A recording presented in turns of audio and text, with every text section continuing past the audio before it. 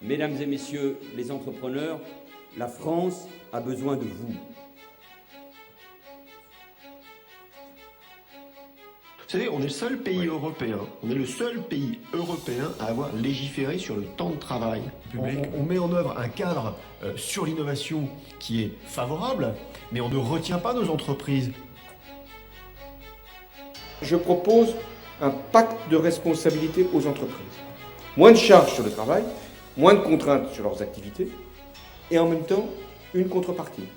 Plus d'embauches et plus de dialogue social. Notre pays a des atouts à faire valoir des entreprises qui marchent bien, en particulier dans le secteur des technologies innovantes et du numérique.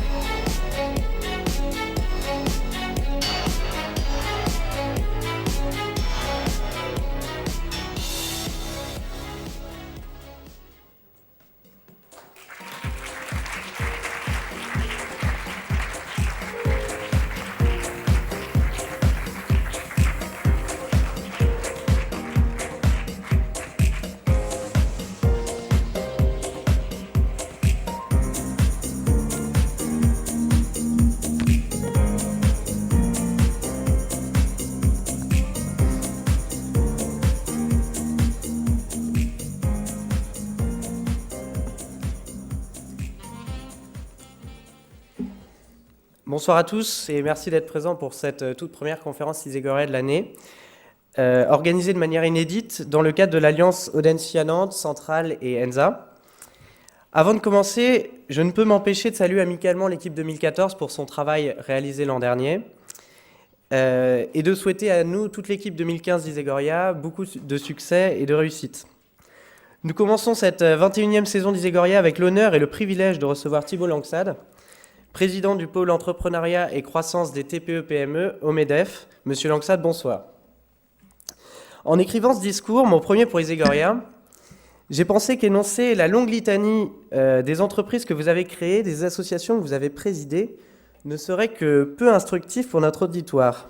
J'ai donc essayé de comprendre qui vous étiez vraiment, au risque, et vous m'en excuserez, de passer sous silence certains de vos accomplissements, qui n'en sont pas pour autant négligeables, bien entendu. Car c'est vrai, quand on le regarde de plus près, votre parcours est conséquent. Marié 3 enfants et diplômé de l'École supérieure de commerce de Paris, vous avez commencé votre carrière il y a presque 20 ans chez Shell, grande multinationale pétrolière anglo-néerlandaise, en tant que chef de secteur. Avant de vous concentrer sur de plus petites structures, en co-créant en 2008 l'établissement de paiement Akoba. La direction de cette PME vous donne alors la conviction des bienfaits de l'entrepreneuriat pour notre économie, et c'est bien pour cela que nous vous avons invité ce soir. Mais vous ne vous êtes pas arrêté là. Entré au MEDEF en 2006, vous avez projeté de remplacer Madame Parisot à la tête du syndicat patronal en 2013, avant que Pierre Gattaz, votre principal concurrent, ne vous rallie à sa cause. Votre slogan était alors « La passion d'entreprendre, l'engagement pour l'entreprise ». En avant, rajoutiez-vous sur votre blog thibaultlangsad.com. Depuis lors, vous êtes l'un de ses fidèles. Tant lorsqu'il s'agit d'aborder fièrement le pins de M. Gattaz, 1 million d'emplois, symbolisant le bénéfice escompté, quoiqu'un peu provocateur, de la mise en place de vos mesures, que lorsque vous tombez de l'armoire, tout comme votre président, à l'annonce de la ratification du compte de pénibilité au 1er janvier dernier. Vous l'aurez compris, j'ai donc tenté de vous décrypter et de lire entre les lignes. Loin d'énoncer des incantations provocatrices, vous êtes tout de même adepte de l'adjectif kafkaïen pour décrire certaines mesures proposées par le gouvernement. Mais reprendriez-vous pour autant à votre compte la célèbre phrase d'Ernest-Antoine Seillière, ancien président donc, du MEDEF, « Avant, on avançait dans la mauvaise direction, maintenant on recule dans la bonne ». Il faut pourtant vous reconnaître que vous ne jouez pas un jeu politique. Vous soutenez le gouvernement quand bon vous semble, en supportant par exemple les 41 milliards d'euros injectés dans le pacte de responsabilité et dans le CICE, le fameux crédit impôt compétitivité emploi, ou encore en soutenant la récente loi Macron. Et outre ces prises de position, et toujours dans le but de savoir qui est le vrai Thibault Langsad, J'ai ainsi cherché à savoir si derrière ces belles envolées, votre projet, votre ambition, votre vision vous faisait passer des paroles aux actes. Et sur ce point, il est vrai que vous n'êtes pas resté les bras croisés. Vous avez écrit de nombreux rapports estampillés MEDEF, aux titres séduisants, parmi lesquels « En finir avec la dictature du salariat »,« Un patronat pour quoi faire » ou encore « Génération 35 heures ». Votre double casquette d'entrepreneur et de membre du conseil exécutif du MEDEF vous a donc permis d'affirmer que le MEDEF était la maison des entrepreneurs. Fort de votre rôle de président du pôle PME de l'organisation patronale, vous participez à de nombreux think tanks autour des questions entrepreneuriales à travers la création de votre association Positive Entreprise et de son implication dans l'émission 3 minutes pour convaincre de BFM Business, où vous mettez en avant les principales attentes autour des startups. Ce qui est sûr, Thibault Langsad, c'est qu'en votre qualité d'entrepreneur et de responsable syndical, nous sommes impatients d'entendre, à travers votre expérience, votre vision de l'entrepreneuriat français. Et avant de vous donner la parole, je laisse le micro à Laurent Noël, qui va nous présenter la thématique de ce soir, Entreprendre en France, quels obstacles, quelles perspectives. Vous aurez ensuite la liberté de vous exprimer sur le sujet. Et je vous souhaite à tous une excellente soirée, une excellente conférence.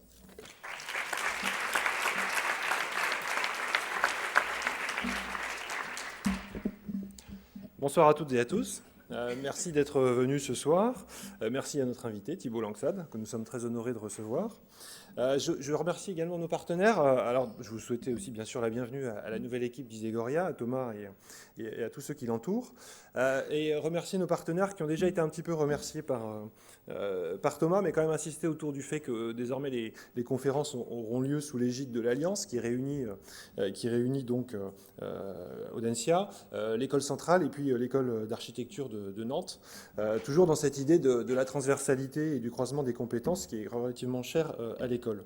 Je voudrais également remercier Télé Nantes qui est présent dans la salle et qui va aujourd'hui assurer la captation des images, puisque on peut regarder donc la conférence en direct, en streaming sur Dailymotion, puisque Télé Nantes diffuse sur Dailymotion, et également regarder la conférence cette fois sur la chaîne de Télé Nantes demain à 21h. Donc qu'ils en soient remerciés.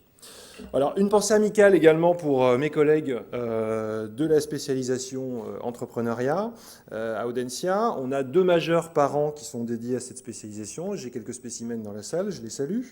Un incubateur Audencia, devenu Symbiose en 2013, et qui fêtera ses 12 ans d'existence cette année, en 2015, et qui a à son actif un peu plus d'une centaine de projets incubés, 105 si ma mémoire est bonne, et plus de 60 entreprises créées. Et puis, il faut ajouter qu'il ne faut pas considérer la moyenne, puisqu'il y a une dynamique quand même très très forte au niveau de l'entrepreneuriat qui existe au sein de l'incubateur Symbiose, qui réunit donc Audencia et l'école centrale. Alors, donc on est réunis ce soir pour une thématique d'actualité et porteuse de sens pour l'avenir de l'économie française. Pour introduire la conférence, je voulais vous proposer quelques chiffres qui témoignent d'un dynamisme, sinon d'un engouement entrepreneurial en France. Les chiffres de l'INSEE pour 2014, on a eu 550 700 créations d'entreprises nouvelles en France, soit une hausse d'un peu plus de 2% par rapport à l'année précédente. Mais des motivations contrastées de la part des créateurs. Certains sont portés par un enthousiasme avec de réels projets, tandis que d'autres franchissent le pas par nécessité, voire par dépit de réussir à s'insérer comme salariés sur un marché du travail très difficile. Et c'est quand même probablement le cas d'une proportion non négligeable des 283 000 auto-entrepreneurs nouveaux de cette année, ce qui représente à peu près la moitié quand même des créations d'emplois. Cher Thibault Langsad, la France pourrait-elle devenir sinon un Eldorado, tout au moins une terre propice à l'entrepreneuriat? C'était la question posée par Thomas et c'est la thématique de ce soir. Nous avons relevé quelques difficultés à surmonter. Des obstacles d'ordre culturel, tout d'abord, qui revêtent 3 dimensions. Une culture française plutôt conservatrice, qui porte peu nos compatriotes à la prise de risque et ne valorise pas l'échec comme expérience structurante. Une culture administrative et centralisée qui génère des coûts, c'est-à-dire des impôts et taxes parmi les plus élevés du monde, et aussi des inerties qui pénalisent la compétitivité de nos entreprises et leur réactivité. Je pense en particulier au parcours du combattant pour certains jeunes créateurs d'entreprises qui passent de bureau en bureau pour essayer d'obtenir ici telle subvention, là tel allègement fiscal, etc. Avec toutefois une dynamique intéressante qui a été bien relevée par Thomas, celle du pacte de responsabilité, dont le CICE, qui représente quand même un avantage fiscal très important, puisqu'il s'agit de 20 milliards d'euros pour les entreprises, et le choc de simplification. Simplification peut-être, choc, ça semble plus difficile. Une culture, troisième aspect des obstacles culturels, une culture corporatiste. Et nous en parlions tout à l'heure avant de démarrer la conférence, une culture corporatiste avec un mode d'expression des relations sociales pour le moins heurté, sinon archaïque, où l'État se place en position d'arbitre des exigences des syndicats salariaux et patronaux. Pourquoi l'État intervient-il en France? C'est un tropisme national qui ne se retrouve pas à l'échelle d'autres pays qui nous sont proches, pourtant, en termes de structure économique. N'est-ce pas là un anachronisme qui gêne l'établissement d'une relation plus directe et donc plus constructive entre les partenaires sociaux? Aux difficultés culturelles s'ajoutent des difficultés plus techniques d'accès au financement. Un consensus semble s'établir autour de l'idée que les banques goûtent modérément l'innovation et la création d'entreprises, toutes deux considérées comme des risques élevés. Sauf évidemment à proposer des garanties de type nantissement, hypothèque, etc. Caution souvent quand même bien supérieure aux engagements financiers. Ceci explique peut-être l'essor du crowdfunding ou financement participatif qui, s'il se développe au niveau espéré, permettrait peut-être de contourner l'intermédiation des banques et de puiser dans l'énorme bas de laine français. Et là, on trouve des chiffres tout à fait instructifs et exorbitants. Jugez plutôt. Notre épargne nationale est évaluée à 10 000 milliards d'euros. 10 000 milliards d'euros, ça représente à peu près 5 fois le PIB français ou 5 fois la dette publique française. Alors une partie de ces 10 000 milliards d'euros sont de l'immobilier, les 2 tiers. Mais il reste tout de même à peu près 3 600 ou un peu plus, 3 600 milliards d'euros. Une étude récente de l'INSEE, et qui sera complètement diffusée à l'occasion du Salon des entrepreneurs qui s'ouvrira demain à Paris, révèle que 24 millions de Français seraient disposés à prêter de l'argent à leurs entreprises de proximité, soit une réserve potentielle de 75 milliards d'euros pour les PME et TPE, ce qui représente quand même plus de 3 fois et demi le montant du CICE. Cher Thibault Langsade, si la Silicon Valley fait figure de modèle tutélaire de l'entrepreneuriat innovant par sa capacité à faire travailler simplement et efficacement porteurs de projets, entreprises, acteurs de l'enseignement supérieur et de la recherche, financeurs et acteurs publics, quid du chemin pris par la France entre espoir et obstacle? Quelle est votre analyse de praticien et d'observateur attentif de l'entrepreneuriat? Nous sommes très heureux que vous puissiez nous éclairer sur ces points.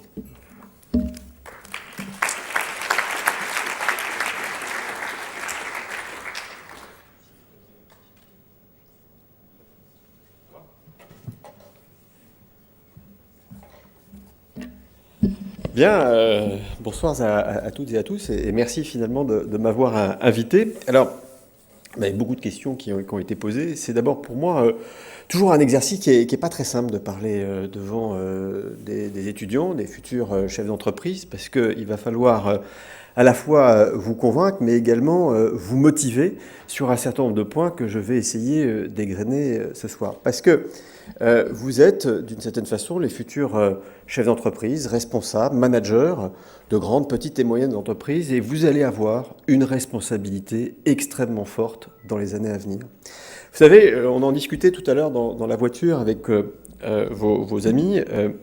Quand on regarde qui, en France, est mieux à même de régler les problèmes du pays, sur un classement de 30 organisations, 30e position, on a les partis politiques. Bon. En 29e position, alors je ne le dirai pas parce que ce sont des professions un peu particulières, de vertu, de gens qui vendent leur vertu. Et en 28e position, ce sont les organisations syndicales et patronales. Et quand on interroge les Français pour savoir qui est le mieux placé pour répondre à la problématique, ce sont les chefs d'entreprise. Ce sont les chefs d'entreprise de PME et de TPE qui aujourd'hui, sont les mieux placés pour répondre aux problématiques de la France, sur l'emploi, mais surtout de redresser l'économie du pays. Et donc, en entrant dans le monde de l'entreprise, sous différentes formes, on va parler beaucoup d'entrepreneuriat ce soir, vous allez avoir une responsabilité extrêmement forte. Et un des messages que je vais essayer de passer ce soir, c'est qu'il est aussi important que vous puissiez vous engager au service de votre pays pour les entreprises. Alors, si on essaye de reprendre un élément de constat, mais je vais très vite passer sur quelque chose de positif, mais il faut quand même rappeler la situation actuelle, c'est que le pays, il est dans une situation au bord de la faillite quand même. On peut se cacher un certain nombre de réalités, mais le pays ne va pas bien. On a plus de 5 millions de chômeurs, sans précédent. On n'a jamais eu un pic aussi élevé. Les déficits sont abyssaux. On n'arrive pas d'ailleurs à équilibrer notre budget. Dans les entreprises, on a un déficit sans précédent du commerce extérieur, c'est-à-dire que notre capacité d'exportation est très faible par rapport à l'Allemagne. Le taux de marge dans les entreprises est beaucoup plus bas qu'en Allemagne. On a un taux de marge moyen dans les entreprises de 27%, là où on est à 42% en Allemagne, ce qui montre bien la problématique de compétitivité que nous avons. Et puis quand on regarde les régimes sociaux, ils sont tous déficitaires.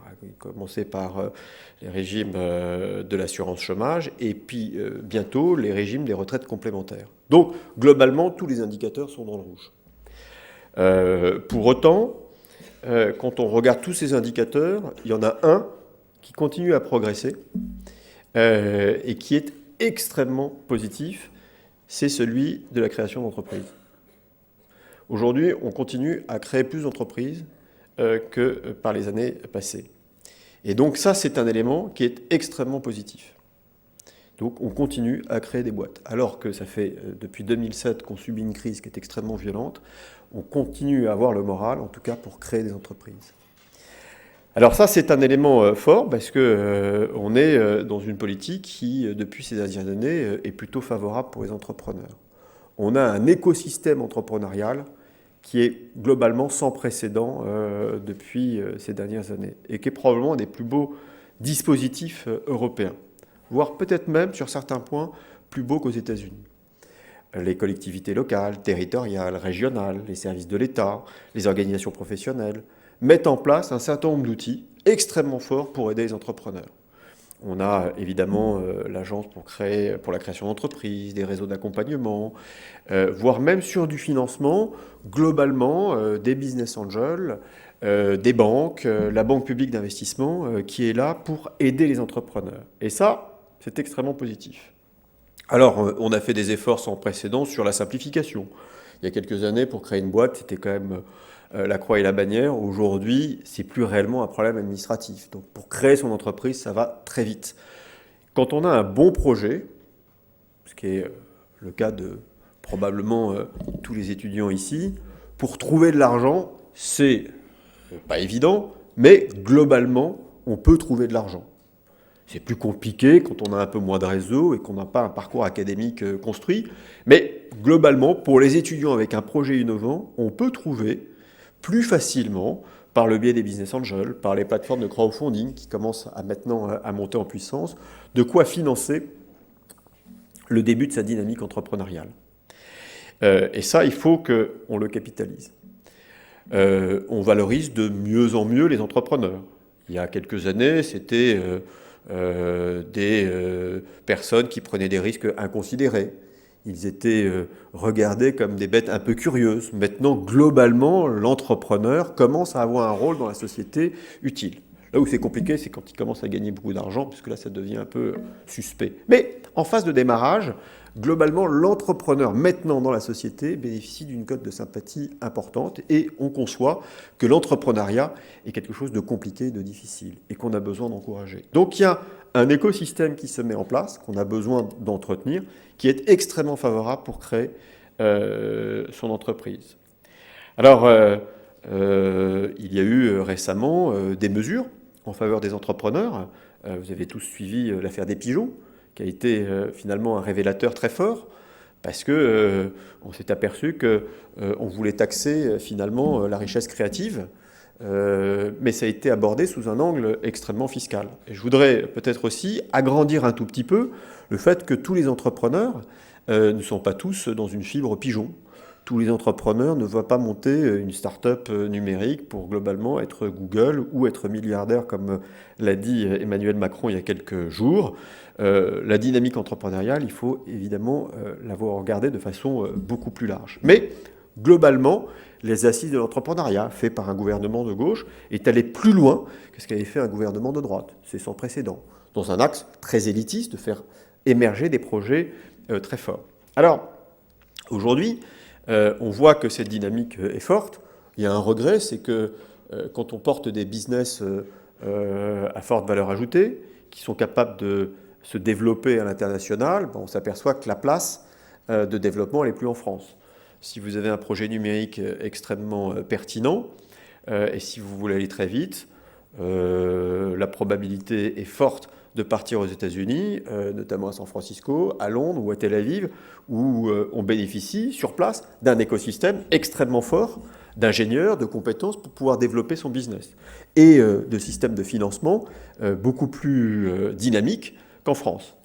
J'ai envie de dire, mais si votre projet est déjà dans une échelle mondiale et que vous sentez la capacité de partir, n'hésitez pas une seule seconde, partez. Bénéficiez de cet écosystème, revenez plus fort. Bon nombre d'ailleurs reviennent après avoir fait leurs armes. Certains réussissent, développent sur place, mais une grande partie d'entre eux reviennent. Et moi je suis toujours un peu perturbé quand on fait un procès en disant mais nos jeunes partent, mais surtout qu'ils profitent. Les business sont mondialisés. Malheureusement en France, on n'est pas encore suffisamment ouvert à l'international. C'est une des faiblesses des TPE et des PME. Mais si vous voyez que votre projet a la capacité de se développer très vite, surtout n'hésitez pas une seule seconde, faisons en sorte que par la suite, on ait un écosystème qui soit capable d'être aussi challenging que le système américain. Donc sur cette dynamique entrepreneuriale, elle est forte, elle est d'une certaine façon extrêmement dynamique, puisqu'on est en train de prendre, on va dire, un virage sur les objets connectés, où on va être probablement un des pays les plus en pointe au monde. Quand on regarde ce qui s'est passé à Las Vegas début janvier, au Customer Electronic Show, sur les 90 startups qui étaient en front du salon, à côté des grandes entreprises, eh bien 60% de ces entreprises étaient françaises. Donc on n'a pas à rougir.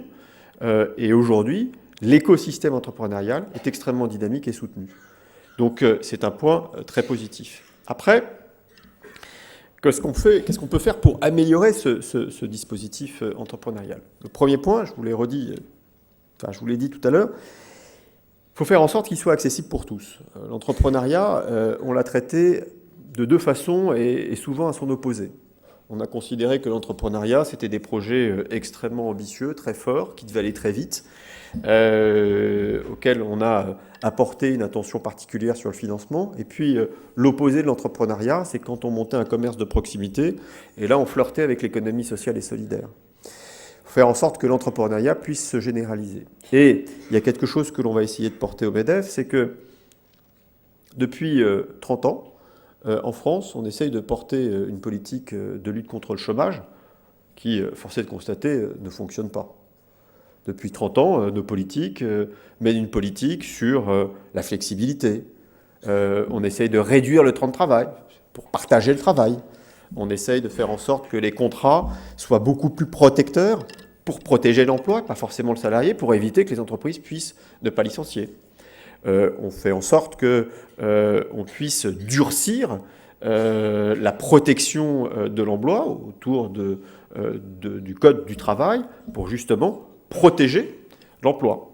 Quand on parle d'un taux de chômage chez les jeunes sans précédent, qu'est-ce qu'on propose? Des emplois jeunes, des contrats d'insertion, des contrats de génération. Et là-dessus, depuis 30 ans, je peux vous faire la panoplie de tous les contrats, des TUC, des TIC et du CPE, qui ont été une politique dédiée, in fine, aux salariés. Il y a 3 semaines, on prenait la une de Challenge, vous êtes peut-être abonné par l'école, on interrogeait 15 patrons du CAC 40 et on leur disait « Mais quelle est votre vision pour réduire le chômage en France ?» Ah, il faut plus de flexibilité, il faut libérer l'entreprise, il faut revoir le code du travail, il faut revoir le dialogue social. C'est vrai. Mais on a peut-être oublié une chose, on a oublié l'entrepreneuriat. Depuis 30 ans en France, on fait sur du tout salariat. Le nirvana, le mec le plus ultra, c'est le contrat à durée indéterminée. Alors j'ai conscience que ça peut être un peu provoquant, parce que vous pourriez me dire, ah oui, mais attendez, si on n'a pas de contrat à durée indéterminée, on ne peut pas partir de chez nos parents, on ne peut pas prendre un emprunt, ça peut être compliqué de se lancer dans la vie, donc pour avoir le maximum de protection et remplir les exigences que nous impose la société, on est obligé de finalement se protéger. Et le système est ainsi fait. Donc on sera entrepreneur par la suite. Mais dans un premier temps, on est obligé, pour répondre à un certain nombre de critères, d'opter pour ce contrat à durée indéterminée. Et toute notre politique, elle conduit au tout salariat. Alors il y a les entrepreneurs numériques qui vont devenir milliardaires, et je leur souhaite. Il y a des entrepreneurs qui vont finalement avoir une ambition tout aussi remarquable, mais qui n'est pas que sur leur chiffre d'affaires, qui vont embaucher 10, 5, 20 personnes. Et puis, il va y avoir aussi des entrepreneurs qui vont être des autosalariés, des autoporteurs finalement de leur projet. Et c'est ce qu'il faut que l'on essaye de développer. On a cadenassé la société sur cette dynamique de l'emploi, et on a, d'une certaine façon, négligé la dynamique entrepreneuriale. Quand vous regardez à l'école, et si vous remontez il y a quelques années au collège, finalement, on vous a conduit sur une politique de salariat. Quand vous regardez l'alternance, l'apprentissage, pour les jeunes qui ont prévu cette voie-là, on forme à un métier qui conduit au salariat. Quand vous regardez les différents salons aujourd'hui, ça conduit au salariat. Alors ici, on est dans une école de commerce, et donc on aspire à des vocations plus larges, mais vous êtes une exception. Et il faut que la société reconnaisse, d'une certaine façon, que l'entrepreneuriat peut être aussi une des clés essentielles pour lutter contre le chômage. Et force est de constater qu'aujourd'hui, ce n'est pas le cas. D'ailleurs, quand un entrepreneur se lance, pour peu qu'il ait un peu de talent, une initiative, eh bien, tout est fait pour que l'entreprise, si jamais elle est amenée à travailler avec lui, que ce jeune, cet entrepreneur, soit requalifié en salariat déguisé. C'est ainsi fait. Si vous décidez de commercialiser votre talent, votre service, au service d'une entreprise, il y a une probabilité non nulle que l'entreprise refuse de travailler avec vous, parce que le risque de requalification en salariat déguisé est réellement très fort. Et donc il faut qu'on repense en France cette dynamique entrepreneuriale, qu'on ne néglige pas les entrepreneurs qui ont une très forte ambition, mais que aussi on soit en mesure de pouvoir redévelopper l'entrepreneuriat au sens large. Et c'est probablement une des clés que nous pouvons apporter pour lutter contre le chômage. C'est sans précédent. Certains diront, oui, mais là, vous nous refaites le coup des emplois jeunes, de la précarisation. Finalement, ce que vous voulez, c'est de la manœuvre pas trop chère qui puisse travailler dans les entreprises. Chacun est libre de faire ce qu'il a envie de faire. Le problème n'est pas là. Le problème, c'est comment, avec un talent et une initiative, je peux me mettre à mon compte extrêmement simplement. Alors, des progrès ont été faits. Il y a eu le statut de l'auto-entrepreneur. 1 million d'auto-entrepreneurs aujourd'hui. Il est d'ailleurs très combattu par beaucoup d'acteurs. Nos propres fédérations professionnelles regardent de façon attentive que ça ne puisse pas faire de concurrence déloyale. Donc là aussi, parfois, c'est justifié, mais il peut y avoir quelques résistances. Mais il faut faire en sorte que ce statut de l'auto-entrepreneur, puisse être maintenu, mais deux, puisse réellement s'ouvrir de façon plus large auprès des jeunes, des populations qui désirent entreprendre finalement leur projet entrepreneurial de façon autonome. C'est une politique que nous devons mener, auquel vous devez aussi interpeller. Alors j'ai vu tout à l'heure le président de la junior entreprise. On n'a pas eu le temps d'échanger, mais aujourd'hui, quand on développe une junior entreprise, on flirte d'une certaine façon avec un terrain sur le droit du travail qui est extrêmement limite, qui est très contrôlé, alors qui bénéficie finalement d'un régime particulier, parce qu'on touche là des étudiants, mais il faut continuer à faire en sorte que chaque personne qui souhaite dorénavant commercialiser son initiative ou son talent puisse le faire de façon autonome. Parce que quand vous quittez le système aujourd'hui universitaire, de l'école, que vous ne pouvez plus être apprenti, stagiaire ou autre, bah, finalement, s'ouvre à vous uniquement un contrat, alors que de multitudes d'autres possibilités pourraient être mises en avant. Ça, c'est un message que nous allons essayer de faire passer au Salon des entrepreneurs et que nous allons accompagner au MEDEF durant toute l'année pour faire en sorte que les politiques puissent changer et d'interpeller finalement les ministres concernés pour agrandir et libérer la dynamique entrepreneuriale. Sur, on va dire, les politiques globales de l'emploi, je pense que vous avez regardé avec beaucoup d'attention ce qui s'est passé en début d'année sur le dialogue social dans les entreprises. Et c'est des questions qui m'ont été posées tout à l'heure. Le dialogue social dans les entreprises, il est absolument essentiel. Mais il faut reconnaître une chose, que c'est dans l'entreprise où il doit se passer le dialogue social, et pas autre part. Aujourd'hui, on a des syndicats qui jouent plus tout à fait leur rôle. D'abord parce qu'ils sont plus représentatifs. Ils sont très présents dans les entreprises publiques et très peu présents dans les entreprises privées. Et que nous avons besoin d'un dialogue social constructif, probablement pour rééquilibrer, mais surtout pour affronter les défis sociaux. Et une des mesures que nous voulons porter, et une des mesures que vous aurez apportées quand vous arriverez dans les entreprises, c'est de faire en sorte que ce dialogue social puisse être défini dans l'entreprise. Aujourd'hui, on signe encore des accords nationaux interprofessionnels. Dorénavant, il faudra faire en sorte que ces accords puissent être portés au plus près de l'entreprise. Et pour essayer d'illustrer un peu ce que je dis, les 35 heures. Alors, chacun a son avis sur la question. On peut se dire, est-ce qu'il faut supprimer les 35 heures? Et la question, elle n'est plus là. Globalement, les 35 heures, c'est comme les congés payés, c'est considéré comme un avantage acquis. Ce sera très difficile pour la France, en tout cas pour tous les Français, même s'ils sont prêts à faire des choses sur la réduction du temps de travail. Mais le sujet n'est plus là. Le sujet, c'est aujourd'hui, il faut supprimer cette durée légale du temps de travail. On est le seul pays européen à avoir légiféré sur la durée du temps de travail. Je ne dis pas qu'il faut travailler 40 heures, 50 heures. Le sujet n'est pas là. C'est qu'il faut travailler en fonction des problématiques de l'entreprise. Et ça doit être à l'entreprise de pouvoir définir la notion de temps de travail. Vous savez, quand on est passé aux 35 heures, l'industrie automobile, ils étaient déjà à 36h30. Donc finalement, le gap, il n'était pas si loin que ça. Parce qu'ils avaient organisé eux-mêmes le temps de travail, défini par des rapports qui avaient été faits avec les syndicats. Il faut faire en sorte maintenant que ça puisse se passer dans l'entreprise, dans toutes les entreprises. Alors dans les petites entreprises, il faut avoir un référentiel, un code du travail, qui n'est pas aussi épais de 3900 et quelques pages, mais peut-être 250 pages, qui définit, c'est le cas en Angleterre ou dans d'autres pays, qui définit les éléments structurants, mais après c'est à l'entreprise de définir elle-même ses accords. Le temps de travail d'un pilote de ligne, c'est pas le même que dans un salon de coiffure, que dans une start-up, que chez un décolleteur de la vallée de l'Arve. Et je pense que l'innovation que l'on aura tous apportée dans les entreprises, c'est justement de mettre en place cette révolution, de faire en sorte que le dialogue social puisse être au plus près des préoccupations de l'entreprise. Après, il y a quelque chose qui vous est peut-être un peu abstrait, mais il faut quand même le dire. On a besoin des organisations professionnelles. On a besoin des organisations patronales. Pour vous, ça vous semble peut-être un peu vieux, un peu poussiéreux de dire ces gens que l'on voit à la télévision pour défendre l'entreprise. D'ailleurs, souvent le MEDEF, on défend les grandes entreprises, c'est bien connu. Je voudrais juste vous rappeler qu'au MEDEF, on a 750 000 adhérents. 750 000 adhérents. Alors, si vous voulez qu'on fasse le calcul, il y a le 440, le SBF 120 qui comprend le 440. Il y a 4000 ETI, des entreprises de plus de 250 salariés.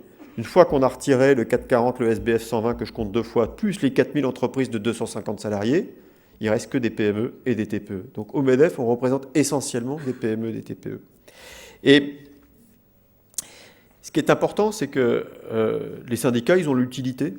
En Allemagne, quand on regarde le modèle allemand, il est assez remarquable. Les acteurs syndicaux, le responsable syndical dans une entreprise, il a son bureau qui est en face du patron. Et ce n'est pas un opposant, c'est une force, parce que c'est quelqu'un qui généralement va convaincre, va défendre les salariés, mais pour le bien économique de l'entreprise. En France, on a encore des syndicats qui sont extrêmement contestataires. Alors, on pourrait aussi regarder dans notre camp, c'est savoir ce qu'on a des organisations qui soient finalement très ouvertes et très modernes. Bon, ok, on a probablement des patrons qui, eux aussi, certains sont vieillissants, un peu doctrinaires, un peu poujados. On a un sondage qui a été fait sur les patrons de PME, où plus de 49% des patrons de PME, TPE sont devenus sympathisants du Front National. Vous voyez, ils reflètent d'une certaine façon ce que pense une partie de la société. Donc là aussi, on peut trouver des patrons tout aussi obtus que certains syndicalistes. En revanche, ce qui est clair, c'est que nous avons besoin d'organisations syndicales plus représentatives, on a besoin de patronat, et à l'avenir, vous aurez, vous aussi, d'une certaine façon, la responsabilité de défendre les entreprises. Il y a un système qui fonctionne encore à peu près, même s'il est totalement à bout de souffle, qui est le système paritaire. Je ne pense pas, je m'arrêterai si je me trompe, qu'on vous ait enseigné le système paritaire durant, en tout cas la première année. Je pense que non, mais même durant votre passage ici. Le système paritaire, ça a été inventé par le général de Gaulle, juste après la guerre, pour financer, gérer l'assurance chômage, conseil des prud'hommes, tribunal de commerce, tout autant d'institutions auxquelles vous aurez affaire quand vous serez chef d'entreprise. Quand vous serez chef d'entreprise, vous aurez des salariés que vous licencierez et qui iront vous attaquer au conseil des prud'hommes. Et là, vous allez réaliser que les gens qui jugent au conseil des prud'hommes sont des chefs d'entreprise et puis des acteurs syndicaux. Quand vous prendrez une complémentaire santé pour faire en sorte que vos salariés soient mieux protégés, en prévoyance ou en complémentaire santé, bah vous apercevrez que Malakoff Médéric, Clésia, Humanis, ce sont des systèmes paritaires co-gérés par les syndicats et par le patronat. Quand vous verrez apparaître une caisse d'allocation, une crèche devant votre usine, eh bien, ce sera financé par la caisse d'allocation familiale. La caisse d'allocation familiale, c'est géré par le patronat, par un chef d'entreprise qui aura, une fois par mois, siégé au conseil d'administration des caisses d'allocation familiale. Alors, pour vous, c'est peut-être pas très glamour. Il n'en reste pas moins que ce chef d'entreprise aura pris du temps, il aura quitté sa boîte. Certains diront qu'il a pris du temps auprès de ses actionnaires, de ses salariés, pour défendre l'intérêt collectif. Et je vous garantis qu'il ne se sera pas enrichi au passage quand il aura fait cette action-là. Et donc il y a un système de valeurs qu'il faut défendre. Aujourd'hui, on est dans un système d'engagement. On a eu une crise sans précédent, des attentats que je ne vais pas rappeler. Il y a un mouvement national qui est très fort sur l'engagement. Et je voudrais passer un message sur l'engagement patronal. L'engagement patronal, il est tout aussi noble que l'engagement syndical quand il est fait dans un but désintéressé. Vous avez des représentants, d'ailleurs là, du MEDEF local. Ce sont des gens qui finalement s'engagent pour le bien collectif. Et bien dans le patronat, ça fonctionne exactement de la même façon. C'est un peu comme un conseil municipal. Tout le monde ne rêve pas de devenir président du MEDEF, ou en tout cas, ce n'est pas une fin en soi. En revanche, vous avez des acteurs qui localement défendent et représentent les entreprises. Et je pense que c'est quelque chose que nous devons revoir, parce que le système est un peu à bout de souffle. Globalement, il a vécu depuis la guerre. Il a ses faiblesses, mais globalement, tous les chômeurs ont été indemnisés. Il n'a pas fait faillite. Les retraites complémentaires aujourd'hui, tout le monde les touche, même si vous pensez qu'on ne sera pas en mesure de payer vos retraites. Vous avez raison de vous inquiéter, parce qu'au train où on va, compte tenu du fait qu'on ne peut pas changer les curseurs, il y a un réel danger. J'espère que les politiques auront un sursaut, et puis j'espère qu'on arrivera à se mettre d'accord avec les syndicats pour faire en sorte que les systèmes de retraite complémentaires aillent jusqu'au bout. Mais on a une responsabilité collective. Et quand vous allez rentrer dans la vie professionnelle, certes, pour ceux qui vont créer leur boîte, ce n'est pas votre préoccupation première. Et d'ailleurs, on ne vous le demandera pas. Concentrez-vous sur votre business, développez votre business. En revanche, pensez à un moment ou à un autre que les organisations qui sont là, qui vous défendent, pas de façon totalement audible, elles ont un rôle qui est capital pour la société et pour vos entreprises.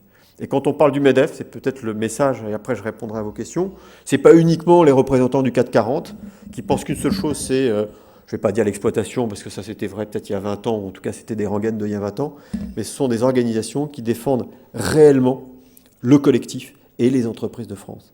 Et ça, c'est quelque chose auquel vous devez pencher. Il y a le patronat, il y a le MEDEF, il y a d'autres organisations représentatives, il y a un pluralisme patronal, mais il pense qu'il est important pour vous, au moment où vous allez commencer dans votre vie active, avec les responsabilités qui seront les vôtres, d'avoir connaissance de ces dispositifs-là. Je vous remercie.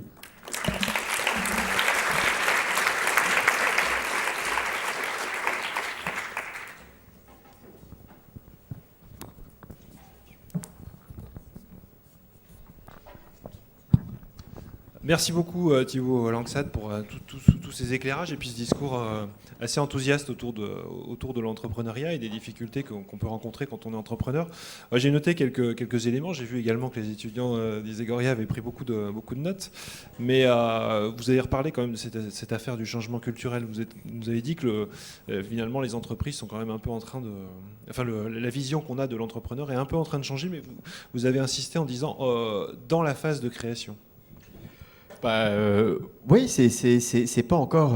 On peut faire un petit test, mais alors ceci étant, généralement ça, a priori, ça devrait pas marcher. Mais est-ce que ceux qui connaissent Pierre Bellon peuvent lever le doigt?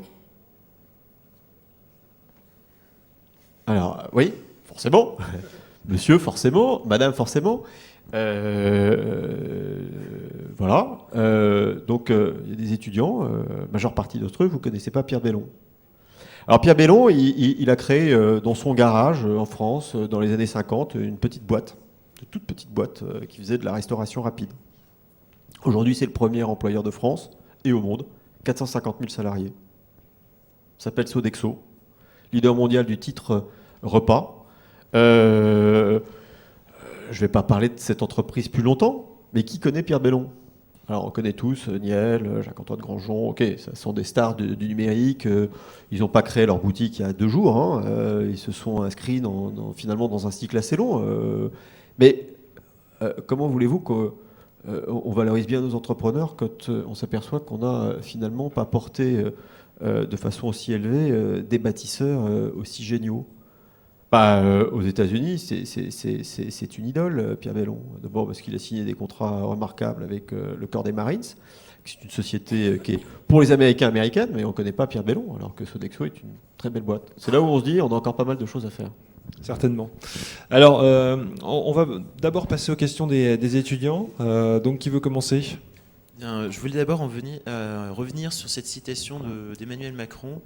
Les jeunes Français doivent avoir envie de devenir milliardaires, mais vous ne sembliez pas d'accord avec cette citation. Pourquoi ?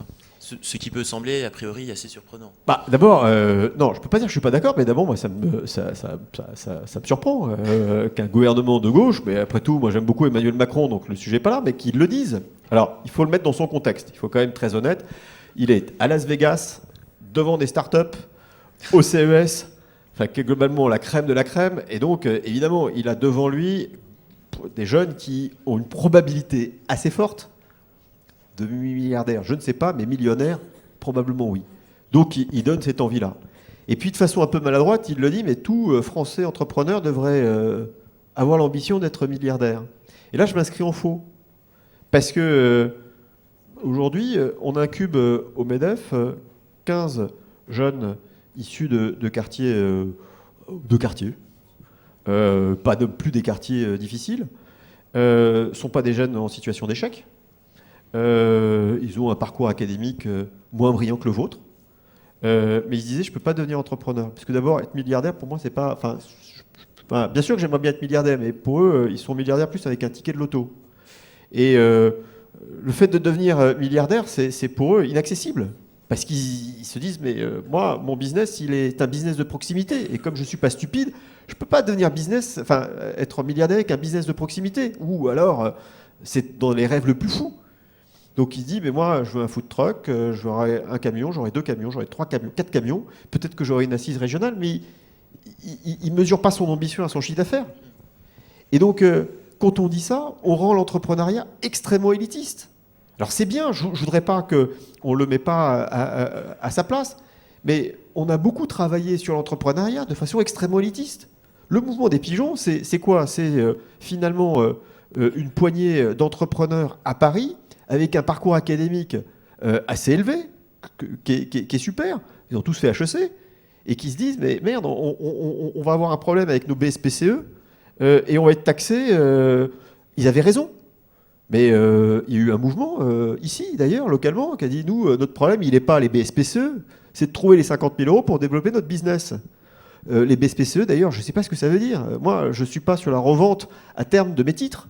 Et donc, il faut faire très attention que ce discours qui a symbolisé les bulles des années 2000 et qui est en train, d'une certaine façon, d'incarner le numérique, pour moi, il n'est qu'une partie de l'entrepreneuriat. Et se focaliser là-dessus, c'est de se couper de tout le reste. Parce que les emplois, certes, il y aura des pépites qui vont jaillir. Certaines d'ailleurs foutent le camp. Mais c'est pas un mal. Mais si on veut avoir de l'entrepreneuriat au sens large, on a besoin de le démocratiser. Et moi, j'en veux un tout petit peu à Emmanuel Macron, c'est que finalement, il a été plus royaliste que le roi. Et c'est assez dangereux comme phrase, parce que beaucoup de jeunes, une fois de plus, ne le voient pas ainsi. Et devenir milliardaire, pour eux, c'est un ticket de loto. D'accord. Juste pour reprendre un peu sur ce point, est-ce que vous pensez que la France a encore un problème avec l'argent et le succès? Parce qu'aux États-Unis, on a tendance à dire que l'argent fait le succès. Il y a vraiment, on vous dit, donnez-moi votre salaire, je vous dirai qui vous êtes. Globalement, c'est un peu la mentalité. Est-ce que vous pensez qu'en France, on n'en est pas encore arrivé là, ou alors est-ce que c'est souhaitable d'en arriver là éventuellement? Je ne sais pas. En tout cas, ça évolue. Ça, doucement, ça évolue. En tout cas, on a toujours un problème avec notre éducation judéo-chrétienne. Alors, ça change. Mais les fondements des problématiques que l'on a avec l'argent et dans ces fondements judéo-chrétiens. Ça évolue, on voit la transparence de la vie publique. Donc les politiques sont obligés d'être plus transparents, mais c'est une forme de voyeurisme, et puis surtout, c'est pas sexy, parce que on leur demande de donner leur capital, mais c'est pas en tant que symbole, parce que d'ailleurs, quand on est ministre, moins on a de capital, c'est incroyable, moins on a de capital, mieux on serait perçu par la population. D'ailleurs, un ministre qui aurait du bien, ce serait suspect. Donc on a encore un problème avec l'argent. Il y avait encore, on remettait le prix de l'homme politique, ça avait fait un peu scandale parce qu'il y a un type du Front National qui s'est fait primer. Le député qui était juste à côté, il disait moi j'ai pas de capital, j'ai juste une 2 chevaux. Et il le dit avec une telle fierté que on dit, mais c'est pas possible. On a encore un problème là pour le coup avec l'argent. Donc oui, on a un problème avec l'argent, mais je vais aller un peu plus loin. Je vais parler d'un grand patron qui nous a quittés dans des conditions tragiques, Christophe de Margerie. Quand il annonçait ses résultats, il regardait ses chaussures. Et les Français ne comprenaient pas. En disant, mais s'il a des résultats aussi forts, je comprends, on paye l'essence tellement cher qu'il y a un loup quelque part. Donc on a encore aujourd'hui des problématiques avec l'argent. Ça évolue. Maintenant, les entrepreneurs, très vite, oui, il y a une forme de suspicion quand ils deviennent réellement enrichis. Alors qu'aux États-Unis, c'est un marqueur fort de réussite. Mais finalement, ce qui ressort de votre propos, lorsque vous parliez de l'entrepreneuriat, les jeunes seraient omnibulés par les startups dans le domaine numérique et finalement passeraient à côté de ce qui est une véritable PME. Donc finalement, est-ce qu'elles ne sont pas assez sexy aux yeux des jeunes, puisqu'elles peinent souvent à recruter, notamment dans les grandes écoles de commerce comme ici? D'abord, il faut que vous soyez conscient qu'il y a une chose qui est sans précédent, c'est qu'il va y avoir en France 800 000 chefs d'entreprise d'ici 10 ans qui vont quitter leur boutique. Donc, il y a un vrai problème, ça va être la transmission et la cession d'entreprise. Un vrai problème. Et là-dessus, la chance que vous avez, c'est que vous avez capitalisé finalement sur le passage au numérique, de façon, puisque vous êtes issu de cette génération, qu'il y a bon nombre d'entreprises qui doivent assumer un certain nombre de virages et qui ont besoin d'être accompagnées. Donc, vous allez avoir des opportunités extrêmement fortes pour pouvoir accompagner des changements forts dans les PME, TPE. Alors, est-ce qu'une TPE, PME, c'est moins sexy qu'une entreprise du numérique? C'est une aventure différente. Moi, j'ai fait les deux. Ou une grande entreprise? J'ai fait les trois, puisque j'ai été chez Shell, j'ai dirigé une PME industrielle et j'ai lancé une boîte dans le numérique. C'est des choses qui sont différentes. Je suis devenu entrepreneur sur le tard, d'ailleurs. Moi, je suis devenu entrepreneur à 35 ans. Et j'ai une chance, je dois quand même le dire, c'est que ça paraît simple comme ça, mais j'avais capitalisé quelques années dans une grande entreprise, chez Shell. J'avais globalement payé mon appartement, je n'étais pas divorcé, et mes enfants étaient encore petits. Je pouvais prendre un risque qui n'était pas si nul que ça. Bon, c'est une opportunité, il faut dire les choses assez concrètement. J'aurais été divorcé, j'aurais pas payé mon appartement, mes enfants auraient été plus élevés, ça aurait été plus compliqué pour prendre un risque. Bon, j'ai monté une boîte avec une idée, on est parti de la page blanche, ça a été un parcours très amusant. Je recommence. En revanche, je me suis éclaté quand j'ai repris une PME, je l'ai accompagné sur le changement. Le plus important quand on est entrepreneur, c'est la capacité à faire. Donc, quand l'on part d'une page blanche, c'est plus difficile. Ça va un peu plus vite la seconde fois. Mais la capacité à faire, vous le retrouvez dans une TPE, dans une PME, voire même dans un grand groupe si vous êtes un peu gérant business unit. Le tout, c'est d'avoir l'envie de prendre la responsabilité et des risques. Et le sujet qui est important, c'est la capacité à prendre des risques. Et en France, là aussi, on a travaillé pour annihiler au maximum tous les risques. Alors le salarié, il faut qu'il ait absolument aucun risque. Aujourd'hui, le chef d'entreprise, il est en risque maximum. Bon. Et vous savez, quand vous entreprenez, vous mettez en risque 5 points. Premier point, c'est que vous acceptez de perdre du temps. Quand vous êtes entrepreneur, si vous y prenez un projet, le temps de l'étudier, le temps qu'il devienne réalité, vous n'êtes pas rémunéré, vous acceptez de prendre du temps. Le second point, c'est que vous acceptez de perdre de l'argent.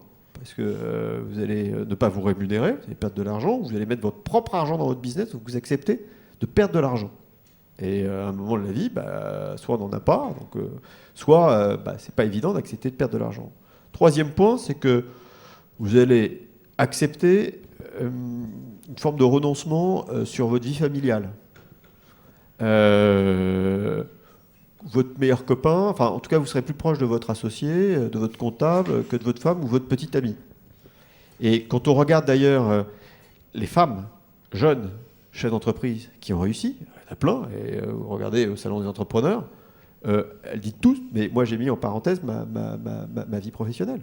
D'abord je portais une ambition qui était tellement forte que les garçons ont eu peur, et en plus ça m'a pris tellement que ça m'a accaparé. Donc vous faites un peu une croix sur votre vie de famille. Et moi, je dois reconnaître que dans les projets entrepreneuriaux, même si j'étais là le week-end, j'étais dans ma bulle, et d'une certaine façon, ça a été compliqué pour ma vie de famille. L'autre point, c'est que vous jouez aussi un peu avec votre santé. Et donc, quand vous êtes entrepreneur, bon nombre d'entrepreneurs fument, c'est une réalité, sont stressés, boivent du café, dorment relativement peu, et le stress, ils le payeront 20 ans, 30 ans après. Et donc, c'est pas neutre. Souvent, jeune, on n'y pense pas, mais c'est pas neutre. Et puis le dernier point, il n'est pas neutre non plus, c'est que vous acceptez de remettre en cause votre fierté, votre honneur. Parce que si vous plantez, c'est vous, et personne d'autre. Vous êtes responsable de vos salariés, vous êtes responsable, d'un point de vue au niveau du droit, c'est vous et personne d'autre. Et bien, ces 5 critères que j'ai abordés de façon un peu négative, parce que vous dire, c'est pas très sexy l'entrepreneuriat finalement. Au Canada, c'est une méthode qui permet justement de sélectionner les meilleurs entrepreneurs. On ne parle pas de leur projet, on se dit, mais vous avez une idée, mais est-ce qu'ils vont être en mesure de pouvoir porter leur projet jusqu'au bout ? Pour tester, on teste avec ces 5 critères. Donc, l'engagement dans une TPE, dans une PME, il est à peu près du même acabit. Il faut accepter quelques sacrifices, notamment dans la phase de démarrage. Et comment apprend-on à prendre ces risques ? Puisque nous sommes ici dans une école de management. C'est une bonne question. Moi, je ne sais pas comment on prend ces risques. Le tout, c'est qu'il faut que... La seule chose que vous pouvez dire, est-ce que les risques ils sont correctement proportionnés ? On dit c'est aujourd'hui 72% des jeunes, 16-25 ans, veulent créer leur boîte. C'est sans précédent. Il y a 5 ans, ils voulaient devenir fonctionnaires. C'est sans précédent. Après, on s'aperçoit que quand ils arrivent au pied du mur, évidemment, ça fond. Mais pour une raison évidente que j'ai expliquée tout à l'heure, c'est que si je veux quitter le nid familial, si je veux m'affranchir, si je veux louer, c'est basique, j'ai besoin d'un contrat. Sinon, mon banquier ne me fera pas confiance. Sinon, la communauté dans son ensemble ne me fera pas confiance. Bon. Mais globalement, c'est une des meilleures périodes pour entreprendre. Vous n'avez pas grand-chose à perdre. Encore faut-il en avoir d'une certaine forme les moyens, mais il n'y a absolument rien à perdre. Et plus vous aurez d'échecs, plus ce sera enrichissant. Ce qui pose la problématique de l'échec, vous l'avez abordé tout à l'heure. En France, l'échec, quand il est jeune, il est souvent passé sous silence. Ça fait partie du bagage. Quand on est entrepreneur, l'échec est une cicatrice. La meilleure illustration, Jean-Marie Messier, qui a planté Vivendi, pour réussir et rebondir, il a dû aller aux États-Unis. Et aux États-Unis, il monte un fonds d'investissement. Et la raison pour laquelle on lui prête de l'argent, c'est parce qu'il avait géré une très grosse boîte française, mais surtout parce qu'il s'était planté. Alors, il ne faut pas non plus se planter à chaque fois. On ne va pas faire l'apologie de l'échec, parce que ce serait là aussi être contre-productif. Il ne faut pas se planter. Enfin, on ne peut pas dire je vais me planter, je vais rebondir. Mais la culture de l'échec en France, elle est encore très stigmatisante. Il n'y a pas si longtemps, quand vous aviez un échec, la banque vous donnait un code. On appelait ça le code 040. Donc quand vous arriviez à la banque, on dit « Ah, vous étiez entrepreneur, vous appelez comment ?» On regardait « Ah, code 040, oh là là, il s'est déjà planté, je ne vais certainement pas lui prêter de l'argent. » Donc on a travaillé de façon collective avec les organisations patronales pour faire en sorte qu'on puisse valoriser l'échec. Ça commence.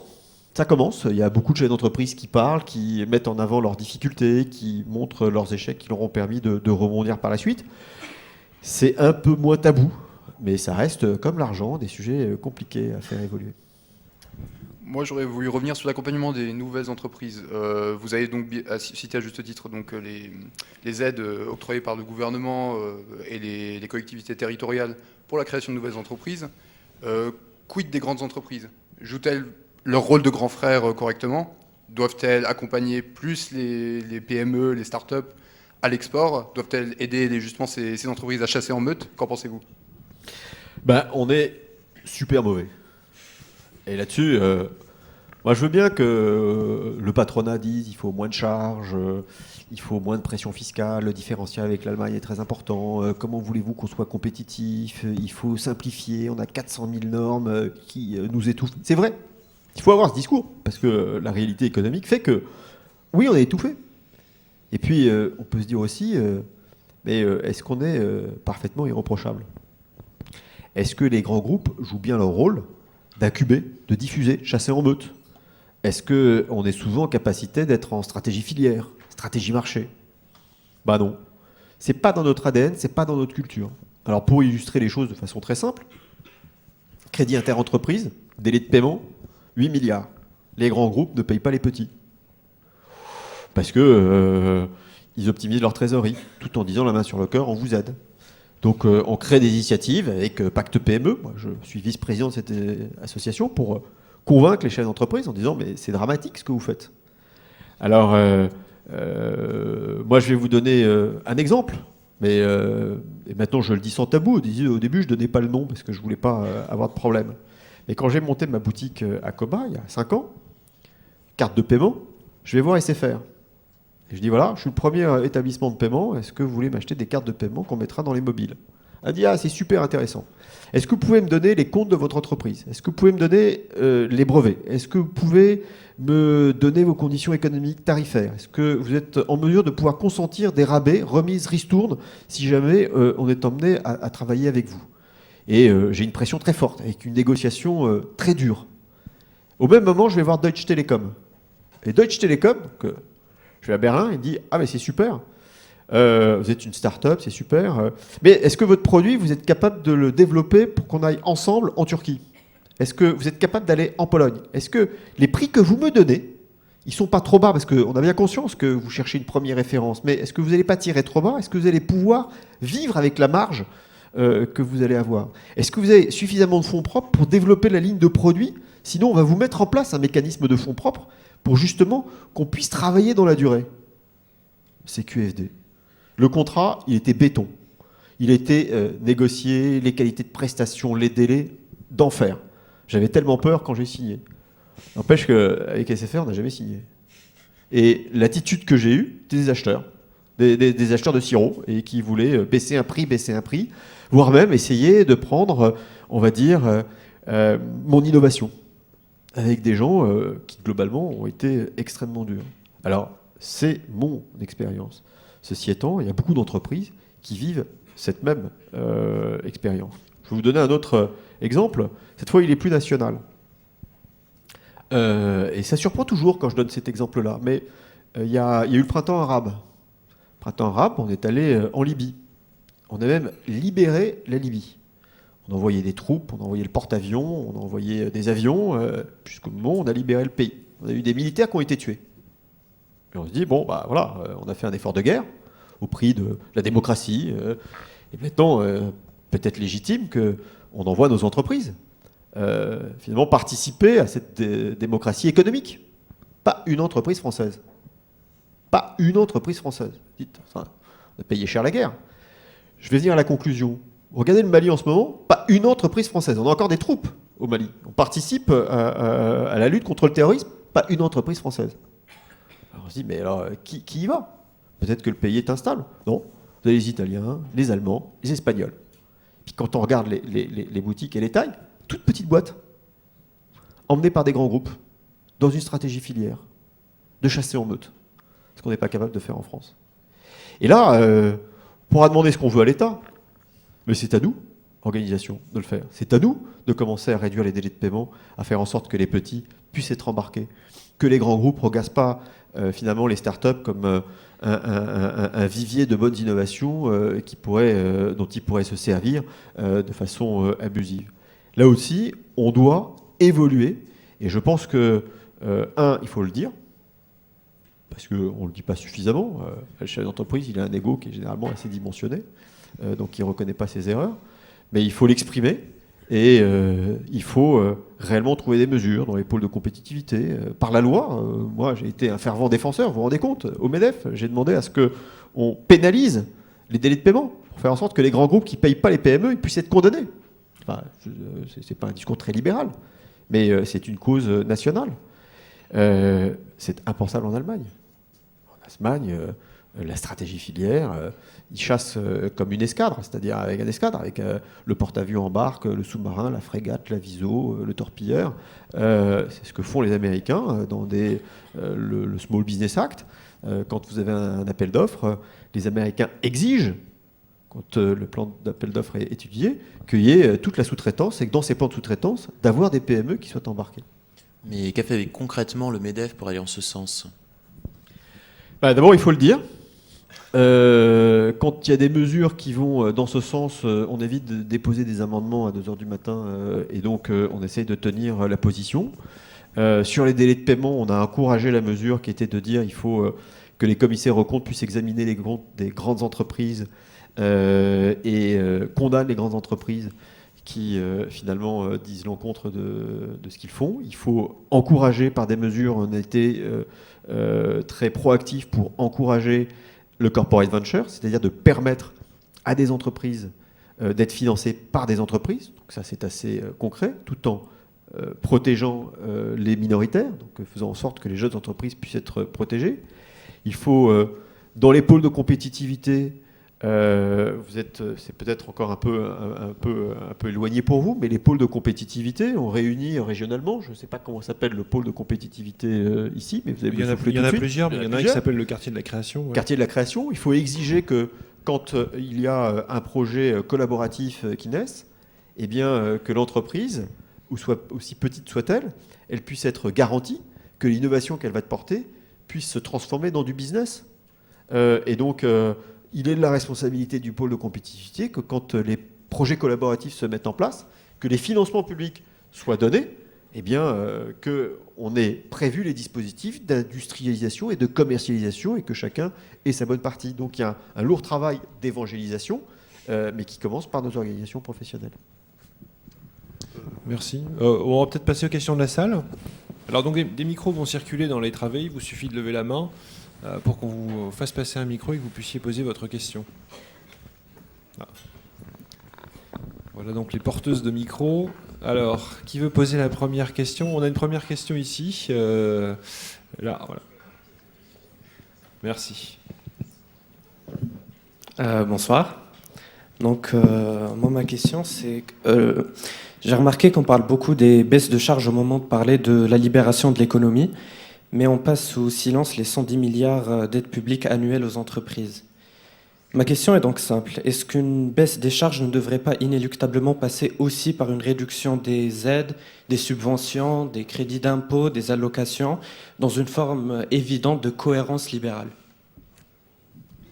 Je vais même aller un peu plus loin parce que c'est 250 milliards d'aides publiques, globalement, tout dispositif confondu. Donc, quand on entend les vilains syndicalistes ou les méchants syndicalistes qui attaquent le MEDEF, ils disent attendez, on donne 250 milliards aux entreprises, plus 41 milliards pour le pacte de responsabilité. Donc, on fait des cadeaux aux entreprises. Alors, d'abord, croyez une seule chose, c'est que le cadeau, si c'est gonfler les dividendes, ça se saurait. Donc, c'est le fruit d'une longue maturation et d'un empilement des couches. Quand on crée le pacte de responsabilité, moi personnellement, 41 milliards, j'aurais préféré d'avoir des baisses de charges. Et donc, qu'est-ce qu'on fait? On dit, on va vous donner 41 milliards. Mais c'est réparti sur 3 ans. Et puis, il faut bien que vous compreniez une chose. 41 milliards, c'est pour des entreprises qui ont une masse salariale avec des salaires qui sont compris entre 1 et 2,5 SMIC. Donc, on prend la masse salariale, on regarde tous les salaires qui sont compris entre 1 et 2,5 SMIC, et puis on donne 4% de remise. Ça, c'est le pacte de responsabilité. C'est stupide. On aurait préféré avoir une baisse des cotisations patronales. Bon, on est complice de ça. On a essayé de le combattre, mais l'État préfère encore garder la main en essayant de mettre en place des dispositifs de charge. Donc si vous nous dites, bah oui, on va baisser de 250 milliards les aides publiques, la contrepartie, c'est qu'on allège de 250 milliards les charges des entreprises. On dit on supprime la taxe professionnelle, un truc qui était ingérable si on n'était pas comptable. On la remplace par la contribution économique territoriale. Déjà, le terme fait peur. Avec une assiette aussi compliquée. Bon, on change juste les règles du jeu. On est aujourd'hui dans un dispositif fiscal qui est tout simplement kafkaïen.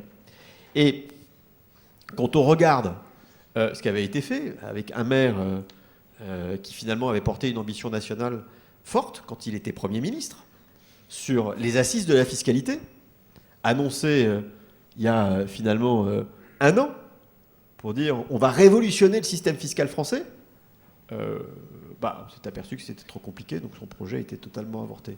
Donc oui, baissons les charges. Le problème, c'est que qui commence? Si je peux rebondir, juste, il y a pas mal de libéraux qui proposent de, par exemple, diviser par 2 les aides publiques et on réduit, bon, si on divise par 2, moi j'avais calculé sur les 110 milliards, ce serait 55 milliards. Et en contrepartie, on supprime totalement les impôts sur les bénéfices, qui pèsent à peu près 50 milliards. Que pensez-vous de ce double mouvement de réforme? Oui, le problème, c'est que l'impôt, il n'est pas que sur les bénéfices, donc il faut essayer évidemment de taxer au plus près de la production, c'est-à-dire de faire en sorte qu'on taxe, si possible, le résultat, mais aujourd'hui, la composante fiscale, elle n'est pas ainsi. Et c'est une forme d'utopie. Aujourd'hui, un maire, quand il a une problématique budgétaire, qu'est-ce qu'il fait? Il invente une taxe sur les enseignes.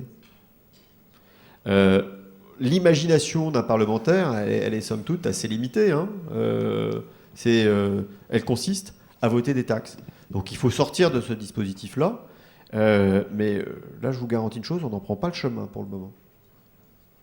Cela dit, ce que pointe notre auditeur est assez intéressant, c'est-à-dire qu'il y a à la fois le niveau de la taxation et puis il y a la complexité de recouvrer la taxe. Et effectivement, il y a un empilement administratif et on a beaucoup parlé au cours de ces débats, notamment sur la fiscalité, on a beaucoup parlé de la fiche de paye, où là on a montré la fiche de paye française avec 70 lignes et puis en comparaison la fiche de paye anglaise avec 5 lignes. Et là aussi, il y a quand même une déperdition d'énergie de la part des entreprises, surtout des jeunes entrepreneurs qui portent des projets qui se retrouvent un peu désarmés face à ça, c'est-à-dire globalement, comme vous le disiez tout à l'heure, votre meilleur ami c'est le comptable. Donc il y a le coût du comptable, mais il y a aussi le temps qu'on va passer à ce genre de choses. Ce problème d'efficacité, vraiment, on remarque qu'il y a de l'argent qui rentre par la poche droite et qui ressort par la poche de gauche. C'est vraiment une inefficacité. Si on fait ce genre de réforme, d'une part on libère l'économie et puis ça coûte pas grand-chose pour personne, ni pour les entreprises, ni pour l'État. Je vais vous donner un autre exemple qui montre que le système il est complètement enraciné. Il y a, en 2007, Nicolas Sarkozy fait voter une loi qui s'appelle la loi TEPA. La loi TEPA, elle permet aux Français qui payent l'ISF de pouvoir investir dans une entreprise et de défiscaliser leur investissement à hauteur de 75%, avec un plafond. Il met en place ce dispositif. Bon, en réalité, en l'espace de 4 ans, 4 milliards est investi dans les TPE, essentiellement dans du early stage, en phase d'amorçage. Et ça répond aujourd'hui au financement des startups, et notamment des startups les plus high-tech. Tout le financement en France des startups et des projets un peu innovants est fait par des business angels au travers de mécanismes TEPA et de l'ISF. On est, nous au MEDEF, des grands... on essaie de démolir l'ISF, parce qu'il pose des dégâts... Bon. Mais le problème, c'est que si on supprime l'ISF, comment on fait? Non mais comment on fait? Et donc, notre système fiscal, c'est l'illustration de cette loi TEPA que je vous ai exprimée très rapidement. Il est complètement engoncés dans 25 000 niches. Chaque fois qu'on crée un pot complémentaire, pour ne pas pénaliser tel type de profession, on crée une niche. Et ça revient à la formule, chaque fois que vous avez une niche, vous avez un chien à boire. Et dès qu'on veut toucher au système, on est bloqué. Donc le système nécessite des assises, nécessite une refondation totale. Mais en partant de la tabula rasa. Oui. Et croire que l'on va dire, OK, on va finalement retirer couche par couche, c'est plus possible. Il faut repenser le logiciel et certainement pas d'essayer d'en faire un V3, V4, V5. Ok. On va passer à une autre question. Merci beaucoup. Il y avait des mains qui se levaient tout à l'heure. Oui, j'avais une question sur l'intrapreneuriat. On dit souvent qu'il y a beaucoup de gens qui se lancent dans l'entrepreneuriat, mais je trouve que parfois, ce qui leur manque, c'est une structure, en fait, c'est des moyens. Quel est le positionnement du MEDEF par rapport à ça? Est-ce que vous soutenez les gens dans les entreprises qui se proposent d'entreprendre, mais au sein d'une entreprise? Alors, on essaye de le faire. D'abord, je pense que c'est extrêmement vertueux pour la grande entreprise. Il faut mettre en place des problématiques d'essaimage et de faire en sorte qu'elles puissent favoriser l'entrepreneuriat. Généralement, ça se produit au moment où il y a des plans d'accompagnement et des plans de licenciement. Où là, l'entreprise propose des dispositifs d'accompagnement pour donner des bureaux, donner de la formation complémentaire dans une dynamique entrepreneuriale. Certaines entreprises l'utilisent pour favoriser de l'innovation, en disant on n'arrivera pas à sortir de la R&D sur notre schéma à nous, il faut qu'on puisse l'incuber. Et donc pour cela, on va faire essayer de travailler les personnes dans des business units, voire même de leur donner la possibilité de créer eux-mêmes leur entreprise en les incubant dans la société. On en est encore au balbutiement. C'est vrai de certains grands groupes. En revanche, on essaye de le prôner, de le mettre en avant. Ça nécessite aussi d'avoir des réseaux d'accompagnement et des chefs d'entreprise qui soient disposés à coacher ces entrepreneurs.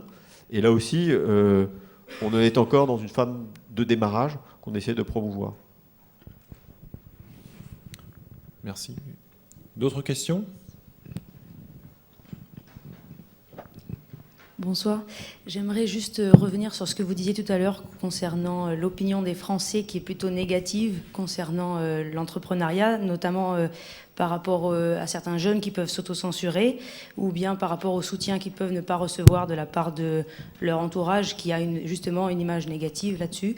Est-ce que vous ne pensez pas que les médias et l'éducation ont un rôle à jouer là-dessus aussi et que peut-être justement l'image devrait... la belle image de l'entrepreneuriat devrait être promue à la fois pas seulement sur des émissions comme vous faites déjà sur BFM Business qui touche peut-être un public qui est déjà un peu averti là-dessus, mais également sur des personnes qui potentiellement peuvent être entrepreneurs aussi sur des métiers de l'artisanat par exemple, qui regardent, je sais pas, d'autres chaînes ou d'autres choses comme ça. Plusieurs choses. Le premier point, c'est qu'il y a beaucoup de choses qui ont été faites et globalement, c'est quand même mieux. Il y a encore des progrès, mais sur la façon dont l'entreprise est présente à l'école. Il y a 20 ans, c'était vraiment un sujet tabou. Aujourd'hui, globalement, les entreprises arrivent à rentrer dans les écoles. Maintenant, regardez encore vos cours de seconde et regardez encore les manuels de sciences économiques et sociales. Moi, je le dis à chaque fois, on aborde l'économie essentiellement sous l'angle de ses dysfonctionnements. Enfin, c'est la pénibilité, alors aujourd'hui c'est un sujet, sur les rapports sociaux difficiles, sur le chômage, sur le déclassement. Le pendant, après, on étudie les courants. Okay, alors c'est très bien d'étudier les courants, mais on est très loin de la réalité. Donc, il y a encore à l'école des efforts à faire pour parler de l'entreprise et de l'épanouissement au travail. Quelque chose qui est encore un peu tabou. Après, sur entrepreneur, non, je pense que ça évolue favorablement parce qu'on sait que c'est compliqué. Ce qui est reconnu par la société, c'est qu'on sait qu'un entrepreneur, c'est un peu une souris dans un labyrinthe. C'est-à-dire qu'en permanence, il va se cogner le museau, mais in fine, il va progresser, avancer. En revanche, aujourd'hui, on lui fait confiance parce que l'emploi viendra par cet entrepreneuriat. Donc il y a une forme de reconnaissance, et ça peut aider. Après, les médias ont une responsabilité extrêmement forte. Alors BFM, évidemment, ça c'est la radio de l'écho, ils sont complètement dédiés. Mais quand vous essayez de promouvoir des émissions pour mettre en avant l'entrepreneuriat, ils prennent pas. Et même sur le service public, ils prennent pas. Il y a des initiatives qui ont été faites, mais ça fonctionne pas. Les médias ont une vraie responsabilité parce qu'ils mettent en avant dans l'actualité essentiellement une activité très négative sur base et sur fond de conflits sociaux. Encore aujourd'hui, sur le transporteur des routiers.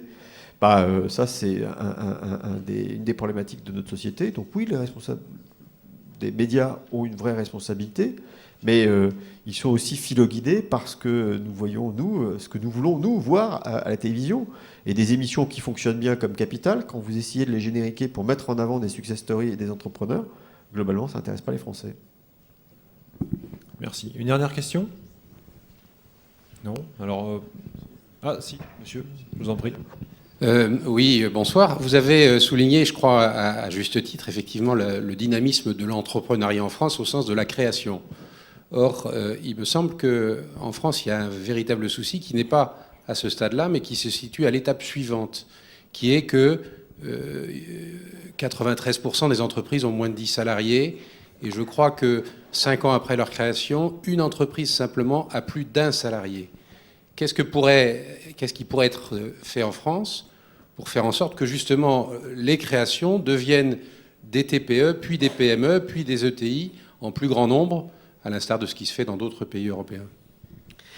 Alors c'est une vraie question auquel on est réellement préoccupé, et c'est vrai que les jeunes qui se créent, ou en tout cas les jeunes entreprises, les chiffres que vous dites sont tout à fait réels. En revanche, je pense qu'il faut aider surtout les entreprises dans leur ensemble à déplacer ce stade qui est bien souvent dû à une problématique de formation et d'identification des managers et culturelle. Je vais donner plusieurs exemples et je ne voudrais pas être trop long puisqu'on arrive sur la fin, mais les entreprises depuis 2007, elles vivent un enfer. Enfin, la situation économique s'est dégradée. Si on parle de la création d'entreprises, on a 64 000 entreprises qui disparaissent chaque année en France. C'est sans précédent. Donc on a un taux de casse qui est très fort. Mais on a aussi beaucoup de chefs d'entreprise qui se sont cadenassés au fil du temps et qui ne sont plus en mesure de pouvoir porter un dynamisme très fort et de passer au stade supérieur. C'est souvent le cas d'un point de vue financement. Aujourd'hui, 70% des boutiques françaises sont financées par du crédit.